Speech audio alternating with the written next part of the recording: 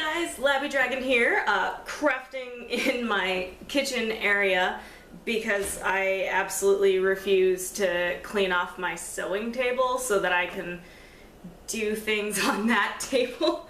I just don't want to pick my sewing machine up and move it. I just am that lazy about it.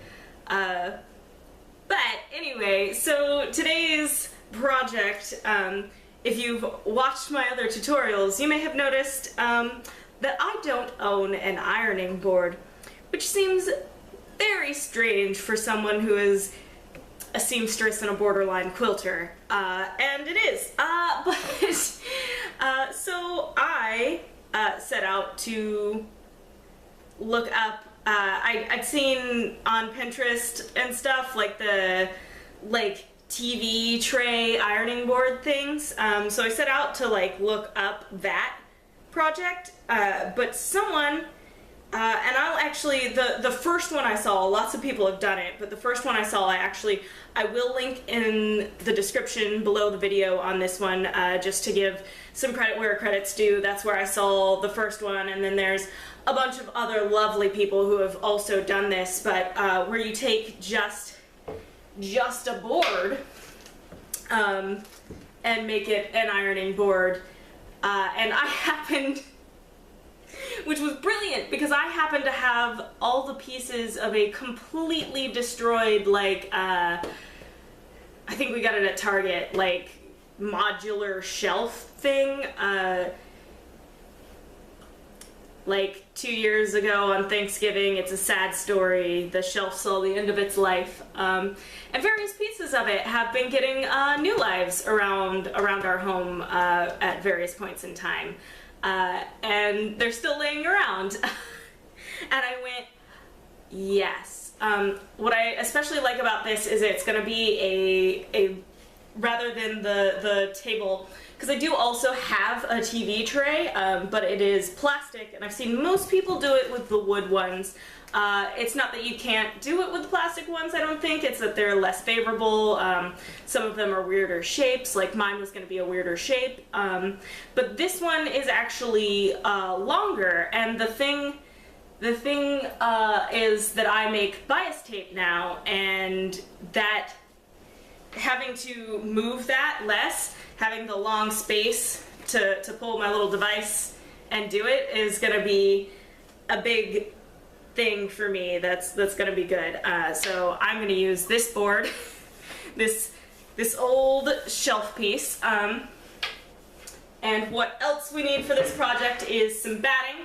I'm gonna do 2 layers of this stuff because this is an entirely stash-based project. I already owned every single piece of this, so I very recently bought batting for makeup brush rolls that I make, but it's kind of the cheaper, thinner stuff because you don't need real thick batting in those pieces, so that's why I think I'm gonna double layer it, and then the last thing you need is a cotton top layer.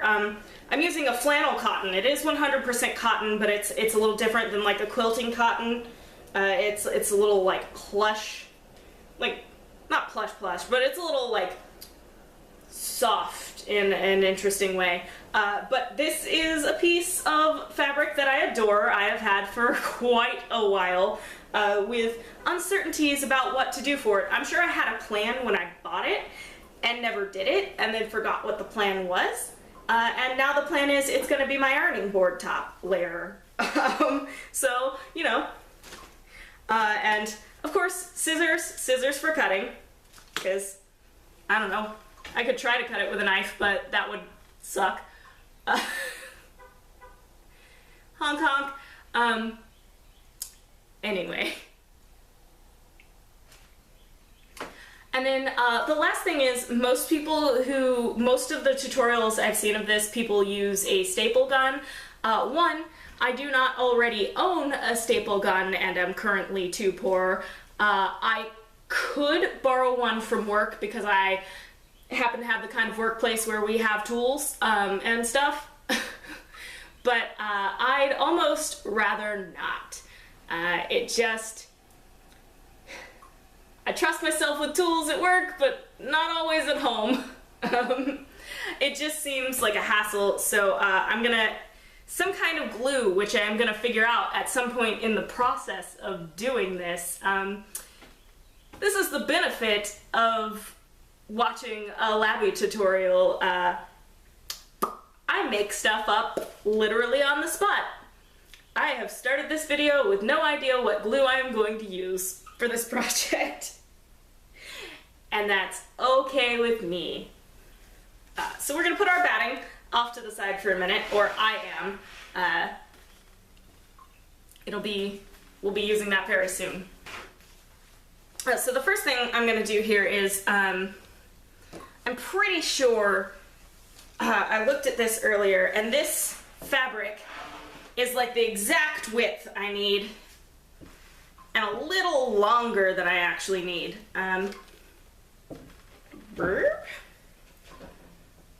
So I'm going to just push it towards the edge there.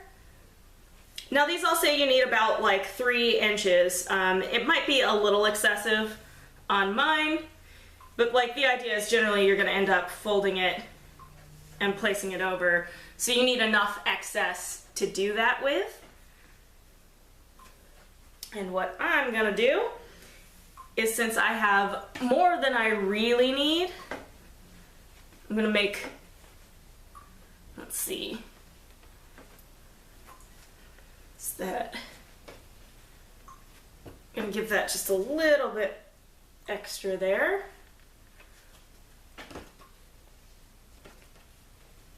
Yeah. Then I'm gonna try to do that amount down here and just go ahead and cut it. And then save my small bit of excess fabric and have no idea what to do with it, but keep it anyway, because that is what I do. Let me see. And this is, I'm just eyeballing this because exact schmack, who cares? It will turn out just fine.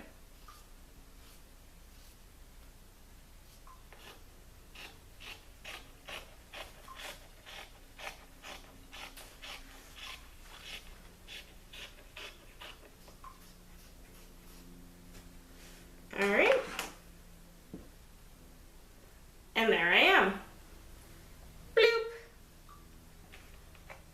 I don't know why I needed to make that noise, but cool. So there we go. I have enough to do definitely something else with, so I am definitely stashing this piece away.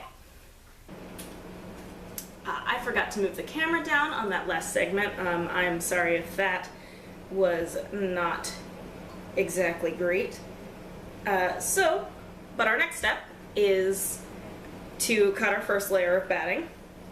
And most of these have the batting and the fabric being the exact same amount. And I just think that I can get away with cutting it a little smaller. It's not really gonna like save me anything, but it seems like it would be easier to fold if the edge that folds in isn't as thick. So that's what I'm gonna do, and we're gonna see how it works out for me. So I've got like an inch-ish inside of my outer fabric. That's where I'm cutting.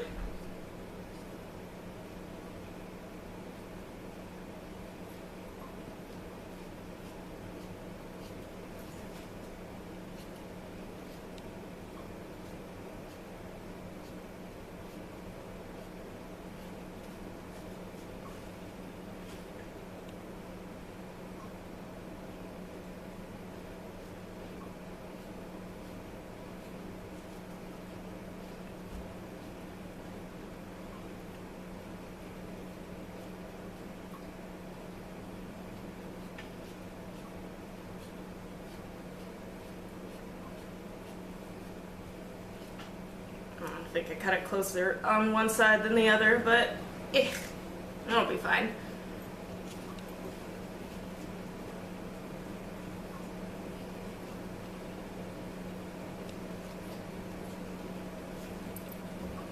All right, and then what I'm gonna do is just move this over onto the rest of my batting and copy it back out. Not even gonna do any fancy pinning or measuring or nothing. I'm just gonna legit just flop it over and cut around it. So I will see you after I do that.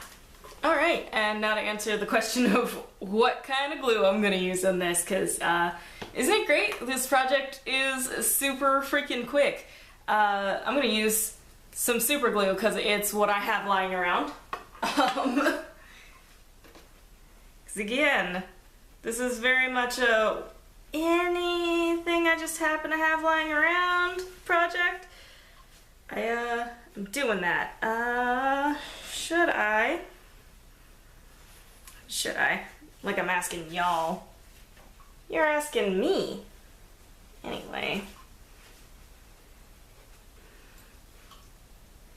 Nah. I think I'm not gonna bother to do any cuts at the corners. Cause I think it looks alright without trying to do any fancy corner cutting. It's just an ironing board. A cute AF ironing board.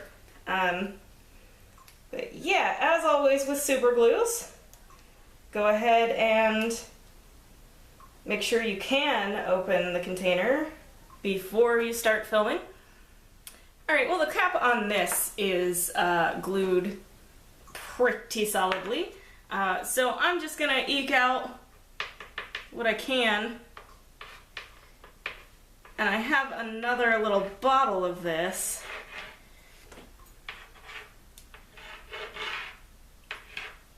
So I'll grab that when I run out. This is not at all according to the directions of applying this glue, I promise you. With its little 1 dot per square inch thing. But don't fucking touch this.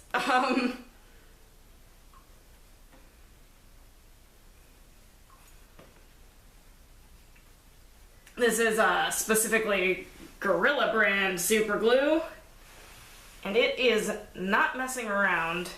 You do not want to get it on yourself.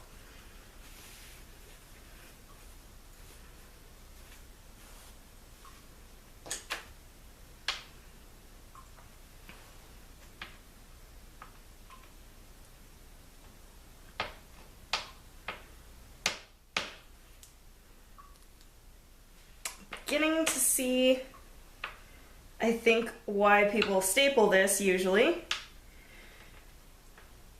Seems like it's easier to get everything to stay down that way. Don't you do that? All right.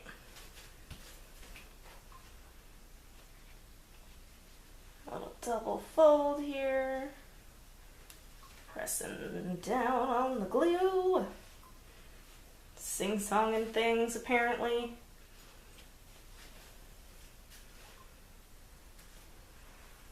Alright.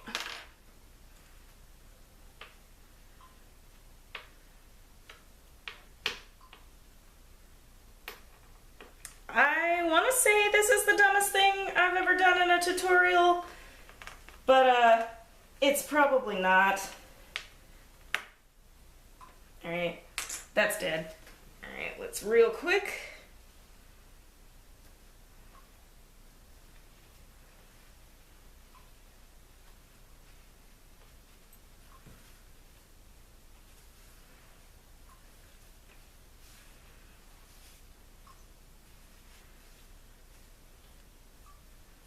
Alright, and I will be right back with a fresh bottle of glue.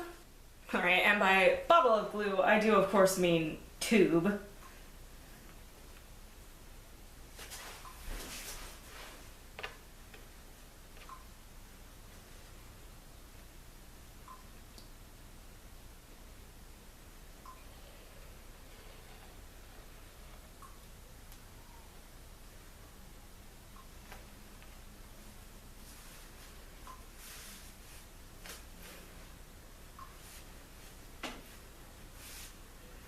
Alright, alright.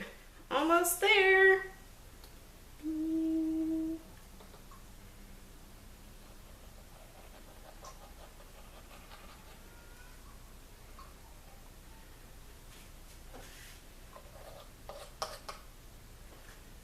Jeez.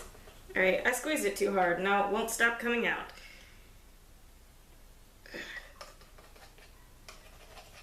Cautionary tale.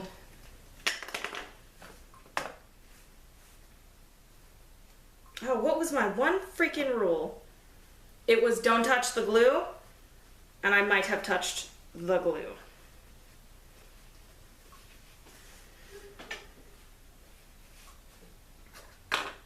Protect your work surfaces, guys, even when you think you don't need to. Good Lord.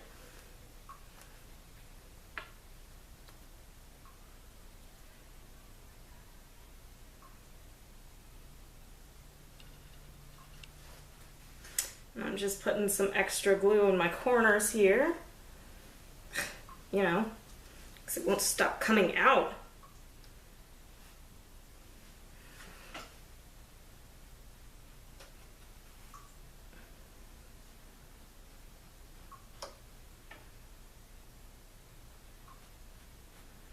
Like I said, this glue is not screwing around.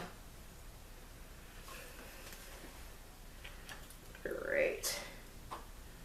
Now I am actually going to turn my board over and let some natural weight press that glue down a little more. Throw this away.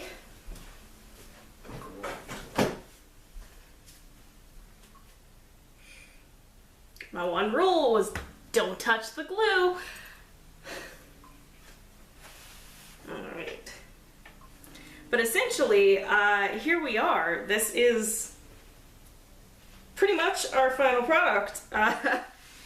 Nice, long, just tabletop ironing board. And it's super cute. Pink and purple owls. I'm pretty excited about this. I'm actually blown away by like how fast this happened. This happened so incredibly fast. And it's a completely no-sew project too. Not that I imagine if you don't sew much, you'll have much use for this unless you need, like in this exact size, I could see maybe a more squarer one for clothing. I don't know, I guess you could do pants on this. I wouldn't, probably. Although, this is now the only ironing board I own. So, this is where I should do all of my ironing. No more towels on the floor and all that nonsense. So, yeah, I don't know. Let me know if you guys liked this project. I'll again link to the inspiration. And hopefully you'll be seeing this in future videos, unless I'm a moron. I'm not a moron. I'm cool. I'm fine, guys. Yeah. I mean, I'll see you next time. Bye!